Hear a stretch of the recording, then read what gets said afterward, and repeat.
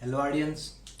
तो आज हम चैप्टर नंबर 1 का लास्ट लेक्चर लेंगे, बराबर। एंड आज के लेक्चर में हम ये चैप्टर कंप्लीट कर देंगे।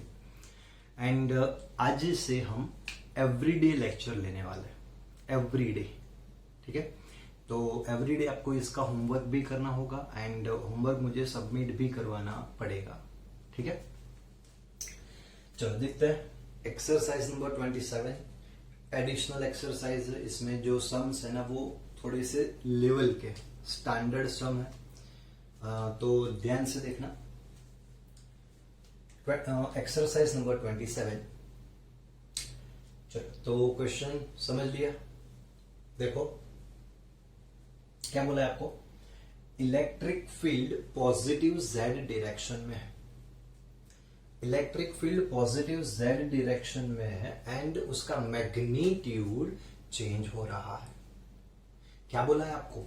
इलेक्ट्रिक फील्ड 10⁵ न्यूटन पर कूलम पर मीटर। मतलब अगर आप 1 मीटर आगे जाते हो, 1 मीटर आगे जाते हो तो इतना इलेक्ट्रिक फील्ड इंक्रीज होता है। 1 मीटर आगे जाओ इतना इलेक्ट्रिक फील्ड इंक्रीज होगा, 1 मीटर आगे जाओ इतना इलेक्ट्रिक फील्ड इंक्रीज होगा। ठीक है, एंड ऐसे नॉन यूनिफॉर्म इलेक्ट्रिक फील्ड में हमने एक डाइपोल ले ली है। ठीक है, जिसकी डाइपोल मोमेंट है 10⁻⁷ कूलम्ब इंटू मीटर, बराबर। तो हमें फाइंड करना है ये डाइपोल पे टॉर्क एंड फोर्स। ठीक है, आपको ये बोला है डाइपोल की dipole moment negative Z direction में है, तो मैंने डाइपोल की डाइपोल मोमेंट ये डायरेक्शन में दिखा दी। इलेक्ट्रिक फील्ड ये डायरेक्शन में। बोलो दोनों के बीच का एंगल कितना आया। इलेक्ट्रिक फील्ड डाइपोल मोमेंट दोनों के बीच का एंगल कितना आया 180। तो हम लिख सकते हैं torque acting on dipole tau is equal to PE sine 180, बराबर ना। तो tau is equal to sine 180 0, तो टॉर्क होगा 0। एंड वैसे भी आपको पता है जब डाइपोल इलेक्ट्रिक फील्ड की डायरेक्शन में अरेंज हो जाती है ना, तब उसके बाद उस पे कोई टॉर्क नहीं होता, बराबर। चलो क्लियर। अब हम बात करेंगे फोर्स की। चलो, कितना फोर्स ये डाइपोल पे होगा, बराबर। तो फोर्स फाइंड करने के लिए आपके पास 2 मेथड है। चलो, फर्स्ट मेथड यहां पे ले रहा हूं। मान लो कि यहां पे इलेक्ट्रिक फील्ड 0 है। मान लो ये साइड पॉजिटिव इलेक्ट्रिक फील्ड है, ये साइड नेगेटिव इलेक्ट्रिक फील्ड है, बराबर ना। तो यहां पे मैं इलेक्ट्रिक फील्ड 0 ले रहा हूं। चलो, इलेक्ट्रिक फील्ड 0 है, समझो इलेक्ट्रिक फील्ड 0 है, तो ये चार्ज पे फोर्स कितना आएगा 0, क्योंकि आपको पता है कि चलो F प्लस मतलब फोर्स ऑन पॉजिटिव चार्ज, लेकिन वहां पे तो मैंने इलेक्ट्रिक फील्ड 0 लिया है। अगर इलेक्ट्रिक फील्ड ही 0 है तो फोर्स भी तो 0 होगा, मतलब यहां पे फोर्स 0 है। तो नेगेटिव चार्ज पे कितना फोर्स होगा तो आपको पता है -QE-। लेकिन देखो यहां पे अगर आप इलेक्ट्रिक फील्ड 0 लेते हो तो अगर आप जो इतना डिस्टेंस आगे आते हो, इतना डिस्टेंस मतलब मान लो ये डिस्टेंस है d, ठीक है ना, डिस्टेंस बिटवीन 2 चार्जेस। तो अगर आप d डिस्टेंस आगे आते हो तो कितना इलेक्ट्रिक फील्ड इंक्रीज होता है। तो देखो 1 मीटर आगे आते हो तो 10⁵ न्यूटन पर कूलम जितना इलेक्ट्रिक फील्ड इंक्रीज होता है। अगर L मीटर आगे आते हो तो बोलो कितना इलेक्ट्रिक फील्ड इंक्रीज होगा, कितना इलेक्ट्रिक फील्ड इंक्रीज होगा। तो मैं बोल सकता हूं L इंटू 10⁵। चलो क्लियर। तो ये पॉइंट पे बताओ कितना इलेक्ट्रिक फील्ड होगा L इंटू 10⁵। उस पे आपने चार्ज रख दिया है -Q, आपको सिर्फ मैग्नीट्यूड लेना है। ठीक है, तो मैं यहां पे सिर्फ मैग्नीट्यूड कंसिडर कर रहा हूं। तो Q इंटू, चलो ये पॉइंट पे इलेक्ट्रिक फील्ड कितना है तो मैं बोल सकता हूं L इंटू 10⁵। ओ Q इंटू L मतलब P। तो बोलो फोर्स कितना आया चलो Q इंटू एल मतलब P तो आपको पता है 10⁻⁻⁷ इंटू 10⁵ बोलो क्या मिलेगा 10⁻⁻²। ठीक है ना। पॉजिटिव चार्ज पे कितना फोर्स था 0, नेगेटिव चार्ज पे कितना फोर्स है 10⁻²। डाइपोल पे कितना फोर्स है दोनों का एडिशन कर दो। क्लियर। तो 10⁻² न्यूटन जितना फोर्स रहेगा। कौन से डायरेक्शन में रहेगा सर, कौन से डायरेक्शन में रहेगा। यहाँ पे तो आपने 0 ले लिया ना सर, ऐसे ही अपने इलेक्ट्रिक फील्ड 0 ले लिया। हाँ हम ले सकते हैं, ये पॉइंट पे 0 ले लिया तो जैसे जैसे राइट साइड जाएंगे वैसे वैसे इलेक्ट्रिक फील्ड बढ़ता जाएगा। तो ये नेगेटिव चार्ज है ना, ठीक है, तो इस पे फोर्स इस डायरेक्शन में आएगा, याद रखो। ठीक है, इलेक्ट्रिक फील्ड होता है ना पॉजिटिव टू नेगेटिव, तो ये इस डायरेक्शन में अट्रैक्ट होगा। ठीक है, कोई डाउट। तो आपको अगर फोर्स वेक्टर फॉर्म में लिखना है अगर, तो आप ऐसे लिख सकते हो, इसका तो फोर्स 0 है, इसका फोर्स है 10⁻², लेकिन कौन सा डायरेक्शन है नेगेटिव z डायरेक्शन, तो -k न्यूटन। चलो क्लियर, पक्का। तो ये हो गया एक्सरसाइज नंबर 27। अब हम देखेंगे एक्सरसाइज नंबर 28। चलो क्वेश्चन देख लिया। तो आपको एक कैविटी वाला कंडक्टर दिया है। कैविटी वाला कंडक्टर मतलब अंदर एक बखोल है, बखोल कैविटी। चलो क्लियर। तो यहां पे आपको बोला है कि ये कंडक्टर पे +Q जितना चार्ज आपने दिया, तो ये सारा का सारा चार्ज उसके सरफेस पे रहेगा, आपको ये बताना है, बराबर ना। चलो मान लो मैंने चार्ज दे दिया, फिर भी आपको तो पता है कि electric field inside the conductor is always 0। Electric field inside the conductor is always 0।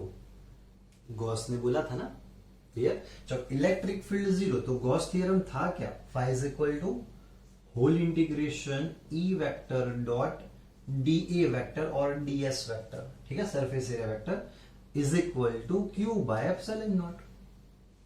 Clear. तो इलेक्ट्रिक फील्ड तो इनसाइड 0 है, अगर इलेक्ट्रिक फील्ड 0 है तो ये 0, तो याद रखो क्यू भी तो 0 होगा। मतलब अगर मैं सरफेस से थोड़ा सा अंदर डॉटेड लाइन से एक गॉसियन सरफेस ड्रॉ करूं तो, ठीक है, याद रखो अंदर इलेक्ट्रिक फील्ड होगा नहीं, इलेक्ट्रिक फील्ड होगा नहीं तो चार्ज भी नहीं होगा। तो इलेक्ट्रिक फील्ड इनसाइड कंडक्टर और कोई भी कैविटी कंडक्टर इज ऑलवेज 0। तो चार्ज जाएगा कहां सर, सारा का सारा चार्ज उसके सरफेस पे ही रहेगा, याद रखो।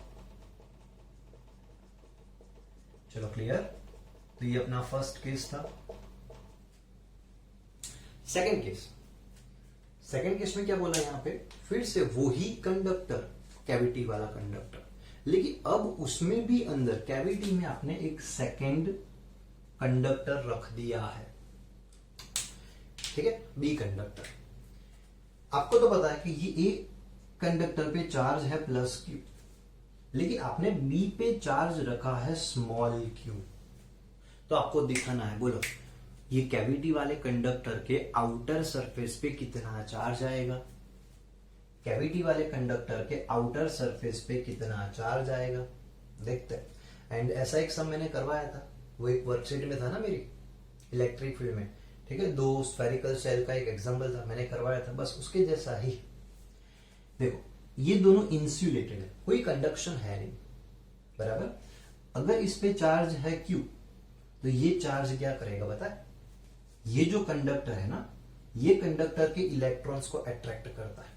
चलो ये Q चार्ज इसके इलेक्ट्रॉन्स को अट्रैक्ट करेगा, मतलब ये सारे के सारे इलेक्ट्रॉन्स यहां पे आएंगे, पता चला। ओके, एंड कितना यहां पे अंदर चार्ज आएगा, तो -Q। जितना अंदर ये कैविटी पे अंदर जो आपने एक कंडक्टर रखा ना दूसरा, जितना चार्ज इस पे होगा उतना ही चार्ज इसके सरफेस पे इंड्यूस होगा, उतना ही, बराबर। एंड आपको पता है ऑलवेज चार्ज कंजर्व्ड रहता है, तो इसके आउटर सरफेस पे टोटल चार्ज कितना रहेगा, टोटल चार्ज तो +Q था कंडक्टर पे, कैविटी वाले कंडक्टर पे, ठीक है, क्या हुआ, इसके जो इलेक्ट्रॉन थे इसके पॉजिटिव चार्ज की वजह से अट्रैक्ट हुए एंड वो सारे के सारे कैविटी के सरफेस पे आ रहे, इनर सरफेस पे। ठीक है, तो इनर सरफेस पे माइनस क्यू चार्ज इंड्यूस हुआ, तो उतना ही प्लस क्यू आउटर सरफेस पे भी होना चाहिए ना। अरे आउटर सरफेस पे ऑलरेडी प्लस क्यू था, तो अब कितना चार्ज आएगा टोटल, प्लस क्यू। दोनों का एडिशन कर लो, plus capital Q plus small Q minus Q, तो क्यू क्यू कट हो गया, मतलब कैविटी वाले कंडक्टर के पास कैपिटल क्यू चार्ज था। तो ऐसे चार्ज रीडिस्ट्रीब्यूट होता है, बराबर। तो अगर यहाँ पे सिंपल पूछा होता कि आउटर सरफेस पे टोटल चार्ज कितना रहेगा, तो इतना, बराबर, विदाउट। ओके, इसमें एक थर्ड क्वेश्चन था कि ऐसी कोई डिजाइन हम कर सकते हैं, सिंपल है कि भाई मान लो यहाँ पे एक कार है, कार की जो विंडो है, डोर है, वो सारे के सारे मेटल्स के, कंडक्टर्स के बने हुए हैं। ठीक है, एंड ऐसे कंडीशन में मैं अंदर बैठ गया, समझो मैं अंदर बैठ गया एंड ये मेरे लिए कार का स्ट्रक्चर होगा एंड मैं अंदर बैठा हूं। मान लो कि उस पे लाइटनिंग, बिजली गिरने वाली है। ठीक है, तो यहां पे बिजली गिर गई, बिजली मतलब इलेक्ट्रॉन्स, बहुत सारे इलेक्ट्रॉन्स इस पे आ गए, तो क्या होगा, वो सारे के सारे इलेक्ट्रॉन्स कार के आउटर सरफेस पे रहेंगे, इनर सरफेस पे नहीं रहेगा।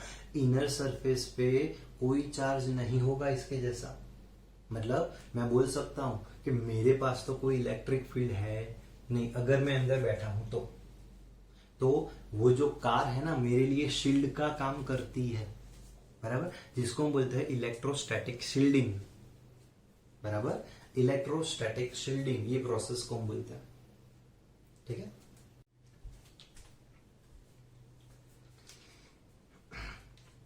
ओके, तो एक्सरसाइज नंबर 29 का क्वेश्चन देख लिया।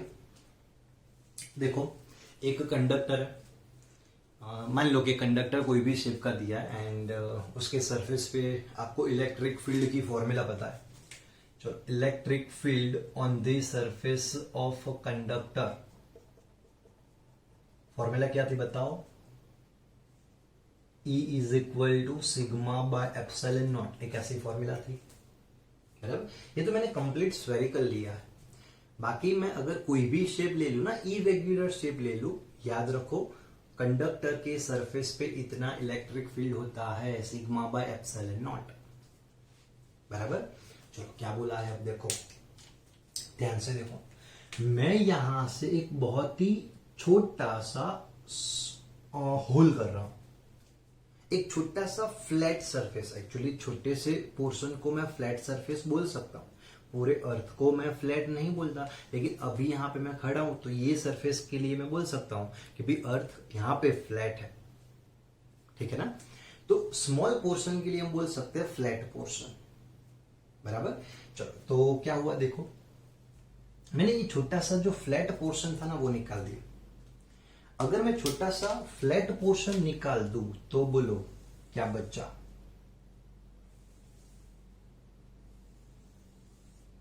चलो क्या बचा, देखो मैंने एक छोटा सा फ्लैट पोर्शन निकाल दिया, बराबर, क्या बचा, ये रिमेनिंग पार्ट है जिसपे चार्ज तो होगा, समझो, चलो उस पे ऑलरेडी चार्ज है एंड एक छोटा सा पोर्शन मैंने निकाल दिया।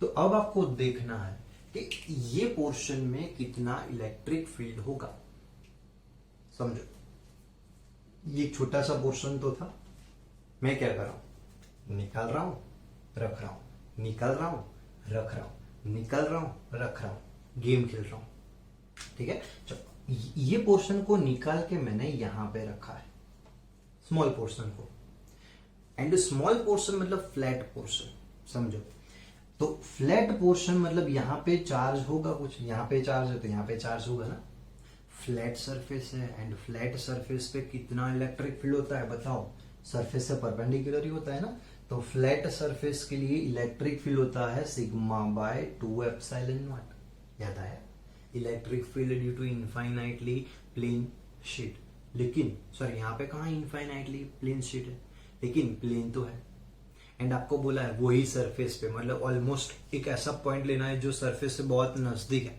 तो ये डिस्टेंस इतना स्मॉल होगा कि ये स्मॉल पोर्शन भी बड़ा दिखने लगेगा, बराबर। तो ये स्मॉल पोर्शन की वजह से इलेक्ट्रिक फील्ड होगा सिग्मा बाय 2 एप्सिलॉन नॉट। पता चला ना, ये इसको हमें फ्लैट सरफेस ही मानना है, बराबर। तो इसको अगर मैं वापस रख दूं, मतलब ये कंडीशन, तो ये पॉइंट पे इलेक्ट्रिक फील्ड कितना हो जाएगा, तो सिग्मा बाय एप्सिलॉन नॉट। तो ये कंडीशन में मैं बोल सकता हूं कि ये पॉइंट पे स्मॉल फ्लैट पोर्शन का भी इलेक्ट्रिक फील्ड है, एंड जो रिमेनिंग पोर्शन था ना, मतलब ये वाला, इसका भी इलेक्ट्रिक फील्ड है। पता चला। मान लो फ्लैट पोर्शन का इलेक्ट्रिक फील्ड है E1, मान लो, बराबर, एंड रिमेनिंग पोर्शन का इलेक्ट्रिक फील्ड है E2। तो ये दोनों मिलाकर आपको ये मिला सिग्मा बाय एप्सिलॉन नॉट। बोलो, ये फ्लैट पोर्शन का इलेक्ट्रिक फील्ड कितना था, सिग्मा बाय 2 एप्सिलॉन नॉट। तो रिमेनिंग पार्ट का इलेक्ट्रिक फील्ड कितना होगा, तो मैं लिख सकता हूं ऐसे, E1 plus E2 is equal to sigma by epsilon naught. E1 के बदले पुट कर दो sigma by 2 epsilon naught, plus E2 is equal to sigma by epsilon naught. बोलो E2 क्या मिलेगा, sigma by 2 epsilon naught. And याद रखो, ये इलेक्ट्रिक फील्ड ऑलवेज सरफेस से परपेंडिकुलर होगा। तो अगर इसको हम वेक्टर फॉर्म में दिखाते हैं ना, तो उसी की डायरेक्शन का एक यूनिट वेक्टर रखना पड़ेगा। तो मैंने ये यूनिट वेक्टर सरफेस से परपेंडिकुलर डायरेक्शन का ले लिया, बराबर। ये फ्लैट पोर्शन का इलेक्ट्रिक फील्ड भी सरफेस से परपेंडिकुलर है, टोटल भी परपेंडिकुलर है, तो जो रिमेनिंग पार्ट है उसका इलेक्ट्रिक फील्ड भी सरफेस से परपेंडिकुलर ही होगा ना, बराबर।